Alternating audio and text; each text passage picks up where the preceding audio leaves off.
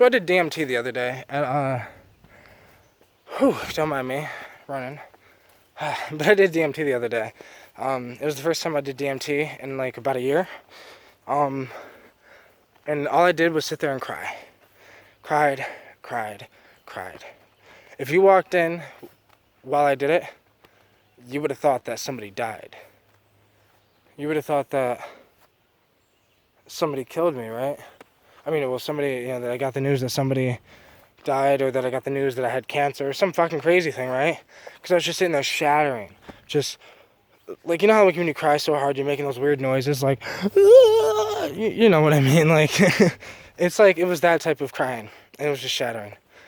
But I was crying because I was getting bombarded with visuals, but these visuals, like, it's like if the vortex was straight ahead.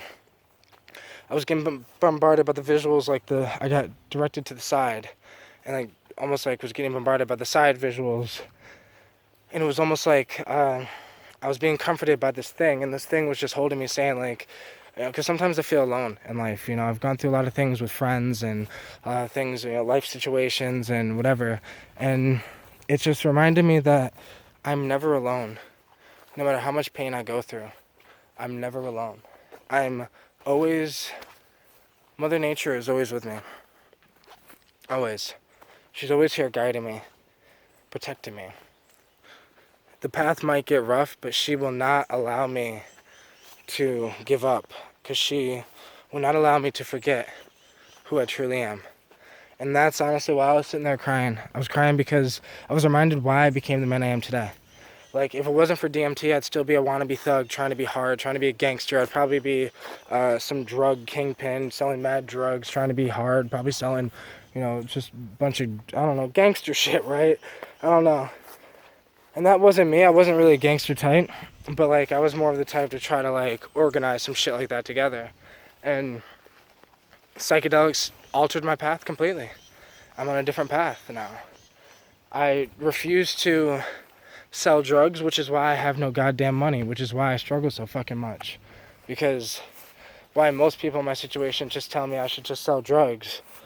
I'm trying to explain that I don't want to do that. I want to do this legitimately. So I will starve for a little bit, just until my business is up and running.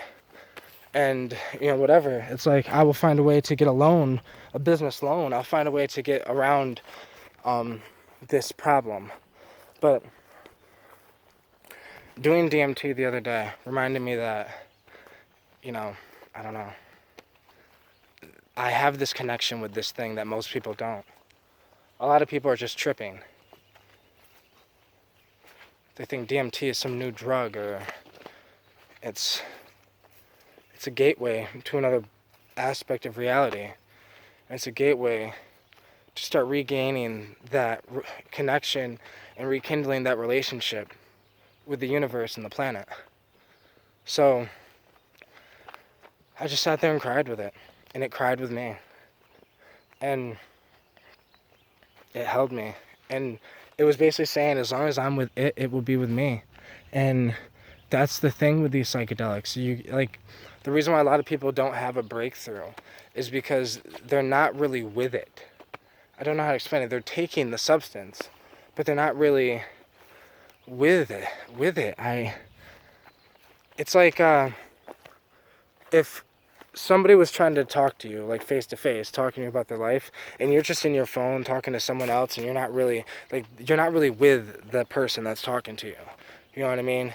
And it was just basically explaining that you can't do that type of behavior with the psychedelic. If you want to communicate with it, if you want to have a relationship with it, it's like you have to be with it.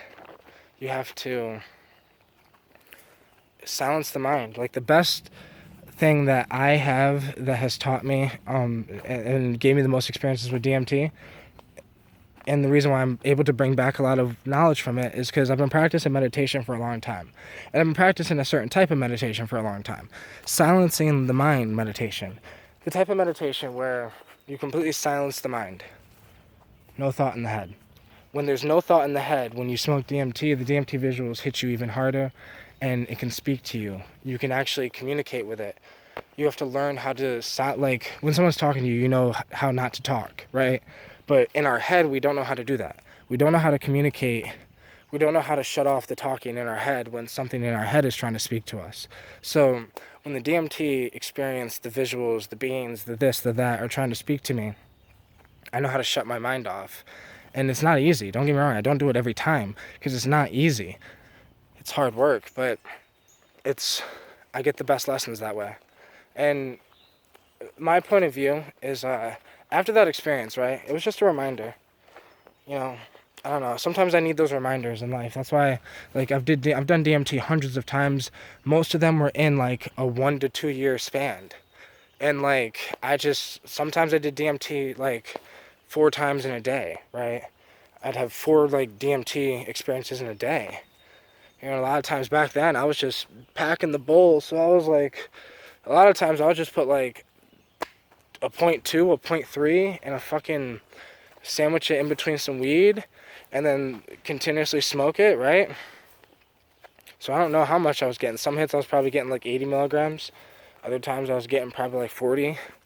But like, you know, and I've even learned that when you're doing it back to back, you just need to double your dose, like, because the tolerance thing. But you only get a tolerance with DMT for 24 hours. Or realistically for like 2 hours, but like, that's beside the point. But it just, I don't know how to explain it.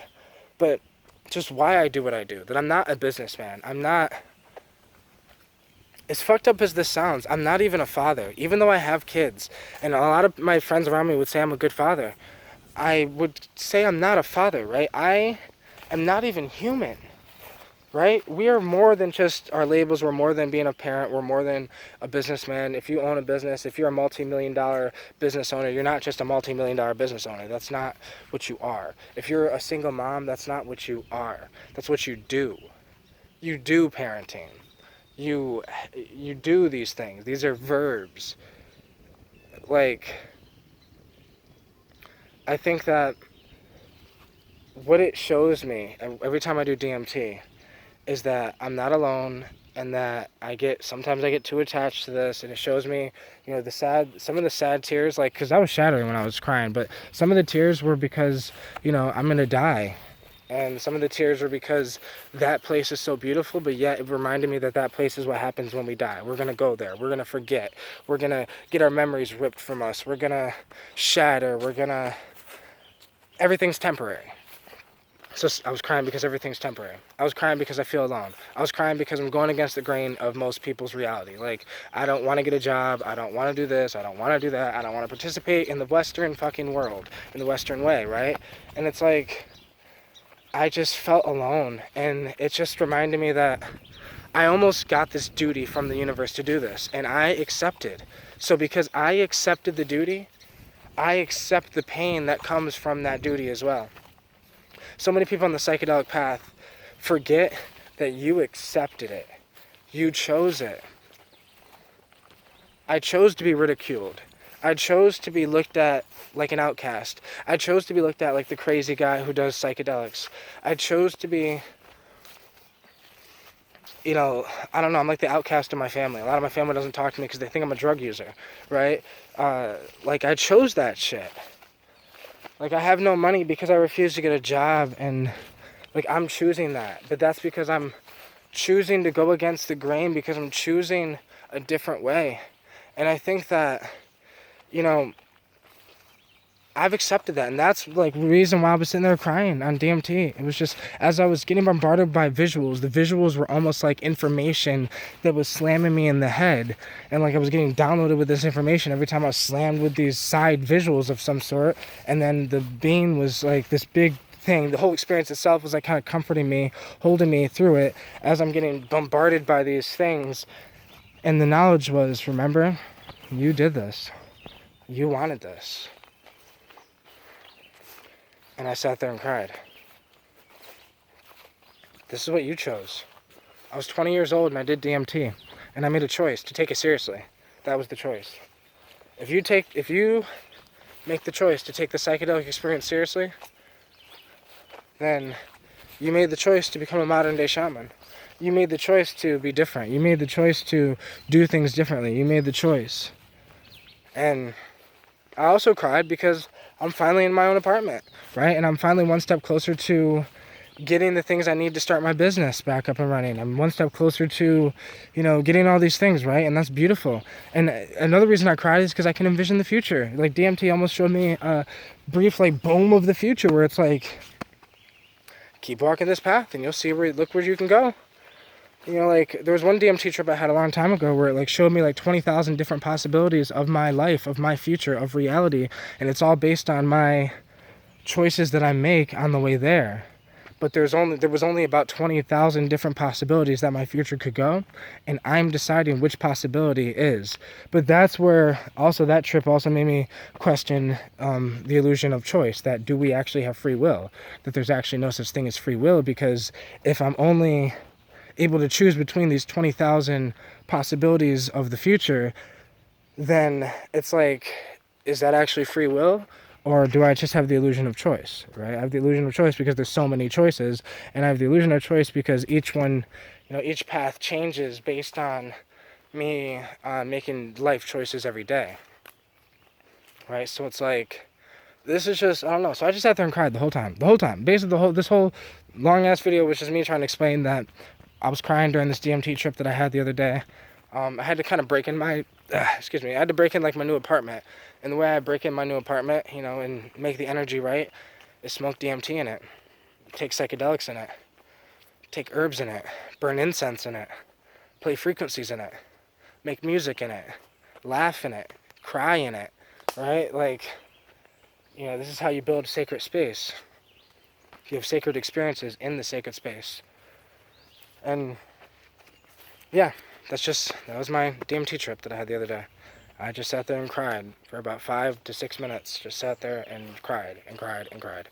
And was getting bombarded by visuals, knowledge, and information. Yep, that's DMT for you.